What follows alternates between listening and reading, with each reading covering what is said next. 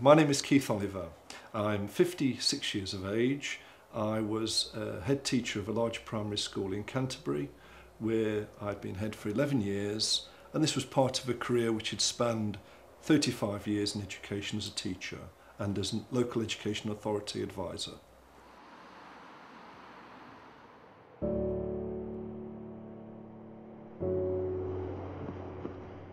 About 2.5 years ago, I experienced a series of unexplained falls. I'm feeling wobbly, as if I was walking on a boat all the time, and felt much greater fatigue, and generally speaking, had a feeling of being unwell. We thought perhaps it was an ear infection. So I went to the GP, who examined my ears and said there was no sign of an infection, but gave me antibiotics just in case.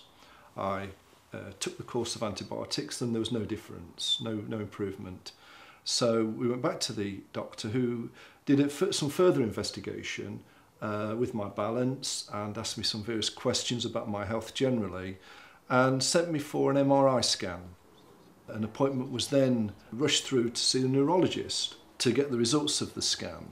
I didn't suspect anything, didn't think anything more of it, and he, rather out of the blue, said to my wife and myself that he suspected that the scan suggested that it could be early signs of dementia, which had not previously been mentioned by the GP or by anyone else and wasn't really on our radar, so it was a shock. We came away from that appointment with the neurologist shaken but determined to see things through, and clung in a sense to the point that at this stage it was only suspected. Nothing was confirmed. It was a suggestion that it could be dementia. Amongst the early symptoms which I experienced were difficulties at work with regards to meeting deadlines, which previously hadn't been a problem.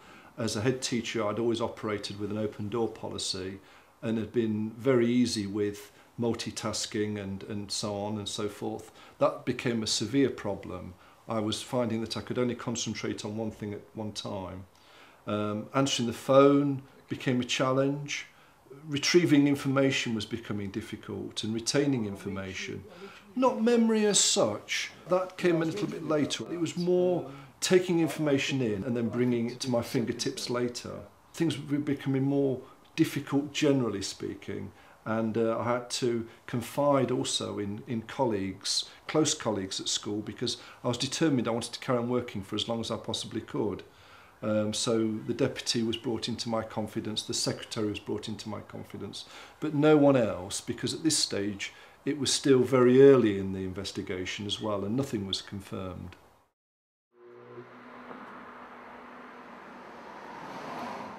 I managed to carry on working until the end of the summer term, which I was pleased about. Rosemary used to come up, my wife used to come and collect me from work some lunchtimes, and we'd go off-site and have something to eat, and I'd have a snooze in the car and then go back to work in the afternoon.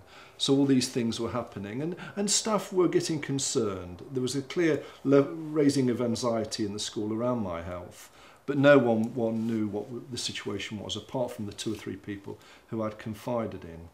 We then had the summer holiday, and during that time I reflected upon my position and realised that it was untenable. And at the start of the September term, I went in for 2 days because I was determined to start the new year off with staff and children and to open the school up. And then seeing the GP, he signed me off for 2 months, which in turn became 6 months, at the end of which a diagnosis was confirmed, and on April the 1st, my career of 35 years in teaching came to a close.